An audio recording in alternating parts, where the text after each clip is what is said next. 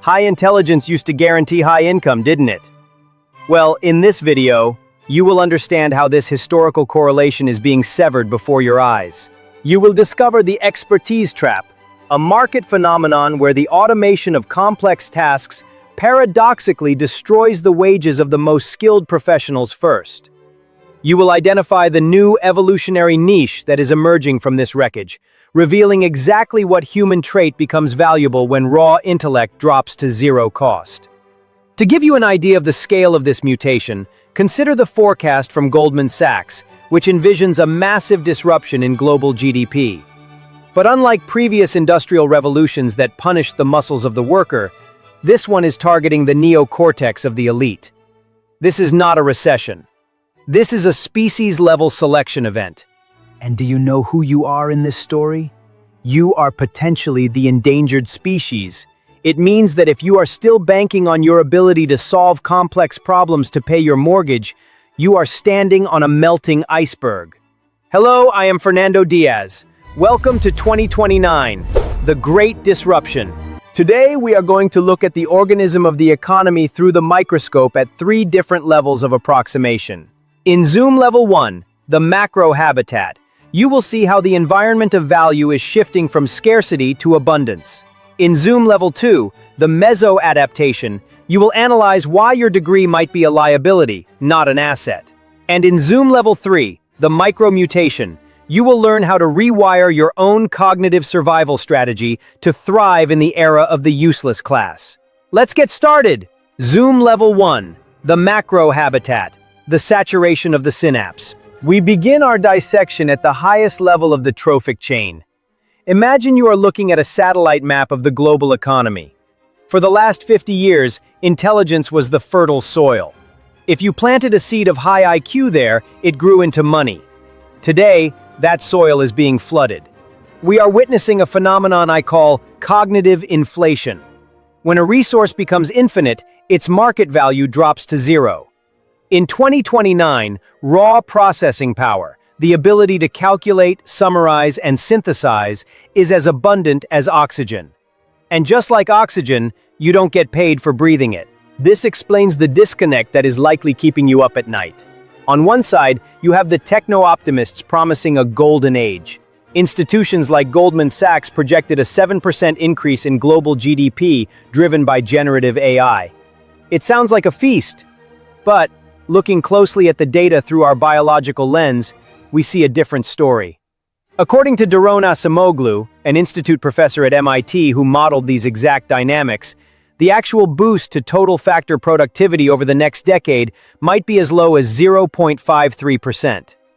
Why the discrepancy? Because Acemoglu understands something the optimists miss: simple biological saturation. The AI is not creating new food or value in many sectors. It is simply chewing the existing food faster. It is an invasive species that has colonized the niche of cognitive labor so thoroughly that the native species, you, cannot find a caloric surplus. I recall a patient I treated years ago, a brilliant structural engineer. He was a human calculator. He derived immense self-worth from his ability to do math in his head faster than anyone else in the room. He was the apex predator of the slide rule era. When CAD software became ubiquitous, he didn't lose his job immediately, but he lost his status. He fell into a deep depression because his biological advantage had been externalized into a machine.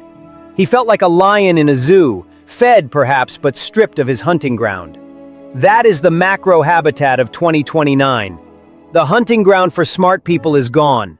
Capital is eating labor because capital owns the new invasive species. As Acemoglu's research indicates, this shift is unlikely to reduce inequality. Instead, it widens the chasm between those who own the bots and those who compete with them. Now bring this down to your screen. Open LinkedIn. Look at the Jobs tab. It feels like a graveyard of titles, doesn't it? The feed is a stream of desperation. Thousands of open-to-work green banners wrapped around the faces of people with master's degrees and PhDs. The algorithm suggests jobs that require 10 years of experience for a salary that barely covers rent. Why? Because the supply of smart output has exploded. You are trying to sell bottled water next to a free gushing waterfall. The market is ruthless. It selects against redundancy. And if your primary skill is processing information, you are redundant. But here is the twist. This saturation creates a new scarcity. While the habitat is hostile to the processor, it is strangely welcoming to a different kind of organism. The creature that survives this flood is not the one that swims the fastest, but the one that builds the raft. To understand what this raft looks like, we need to zoom in. We need to leave the macro view of the economy and look at the specific mechanism that is dismantling your profession right now. Regarding the saturation of intelligence, I will still tell you later about how this explodes into the agency imperative in Zoom Level 3, where we discover the only trait the machine cannot clone. But before that, you need to see the trap you are stepping into today. Let me first introduce you to the meso-adaptive level.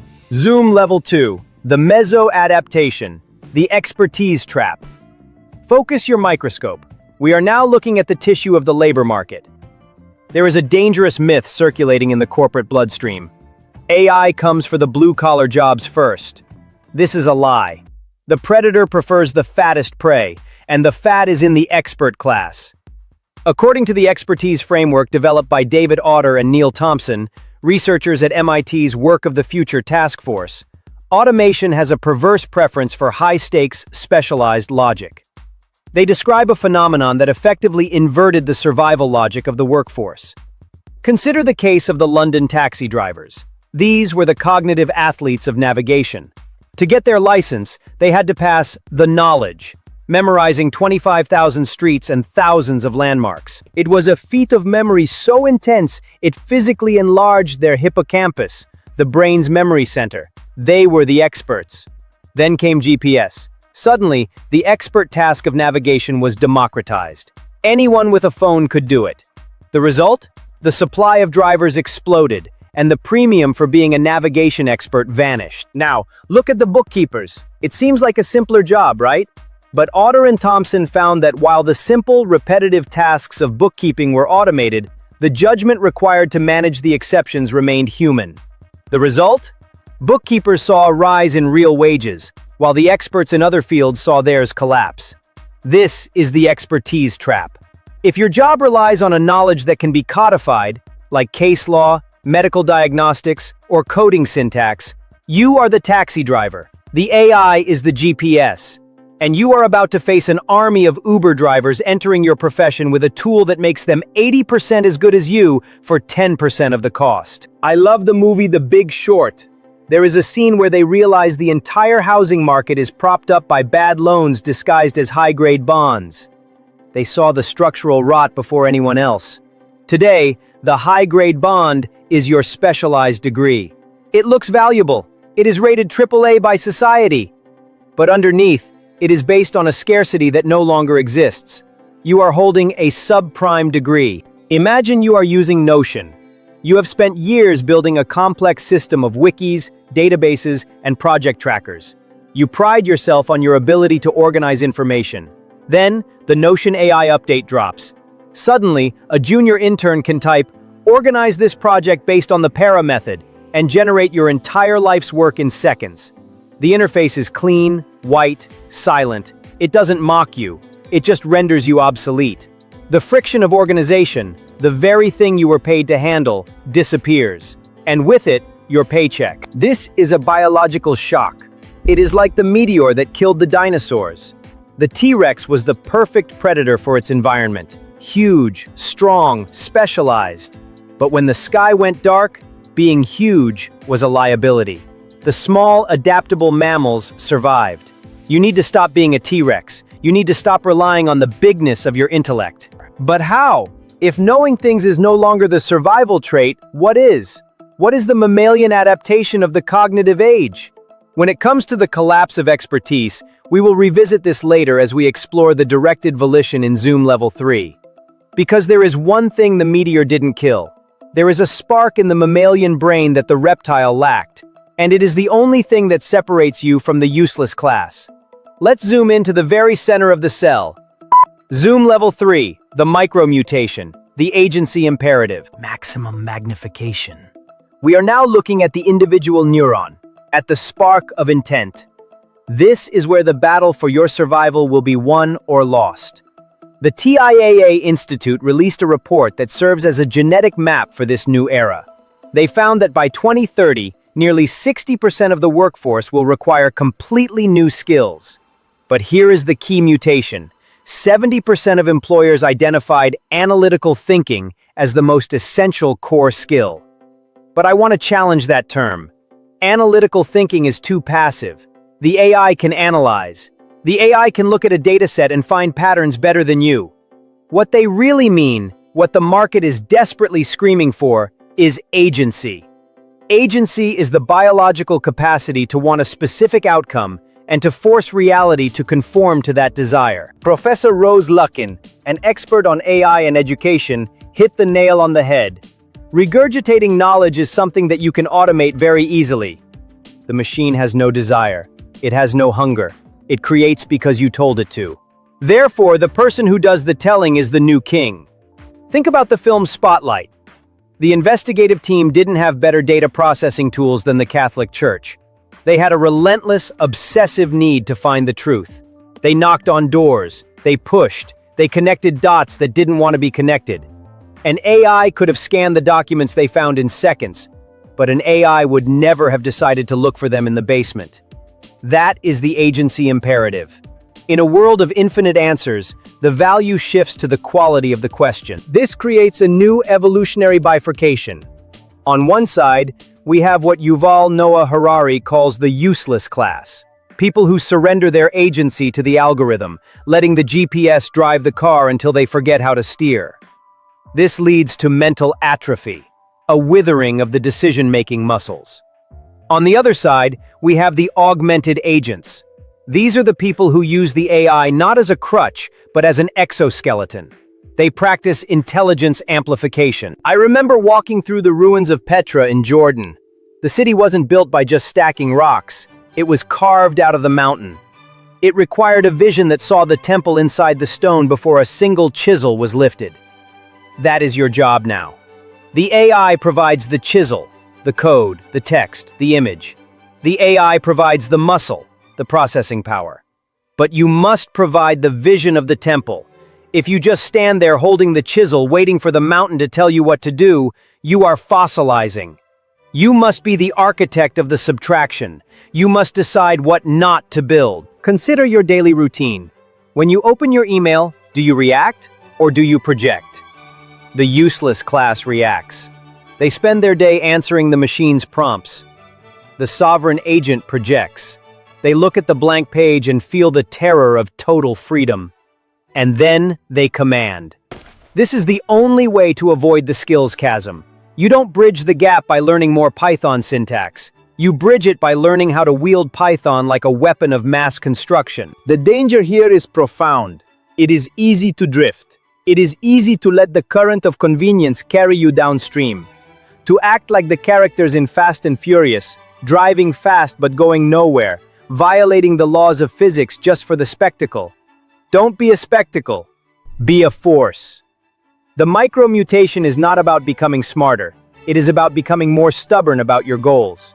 It is about looking at the 0.53% productivity gain and saying, that's the average. I am the outlier. We have mapped the organism. From the saturated macro habitat where capital eats labor, through the mesotrap where expertise becomes a commodity, down to the micro spark of agency that remains your only defense. The diagnosis is clear. The correlation between IQ and income is broken. The new correlation is between agency and income. But knowing the diagnosis is not the cure. To thrive, you need a treatment plan. You need to know exactly how to behave on a Monday morning when your boss asks you to use AI to do your job. Do you resist?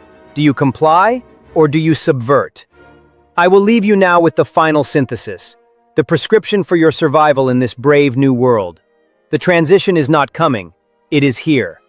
And the only question left is, are you the GPS or are you the driver? Pull back from the lens and look at that global map we discussed at the start. It is no longer a static picture of economic doom, but a dynamic grid lighting up with the signals of the new sovereign class. It is glowing not with the cold blue of processing power, but with the warm, unpredictable fire of human volition. This is the definition of radical protagonism, the realization that when the cost of intelligence drops to zero, the value of courage becomes infinite. My final suggestion to you is to stop trying to be a better calculator than the machine and start being the one who dares to tell the calculator where to go. The unemployable class is just a waiting room for those who lack will, but you now hold the keys to the engine room. So I am giving you a direct order. Stop lurking in the data and define your territory. Go to the comments and answer me this. When the expertise trap snaps shut on your industry, what is the specific human problem you will solve that the machine cannot understand? Don't give me a generic answer. Write down your declaration of agency so the algorithm knows you are not to be replaced. I am your chronological investigator, and I'll see you in the future. Bye.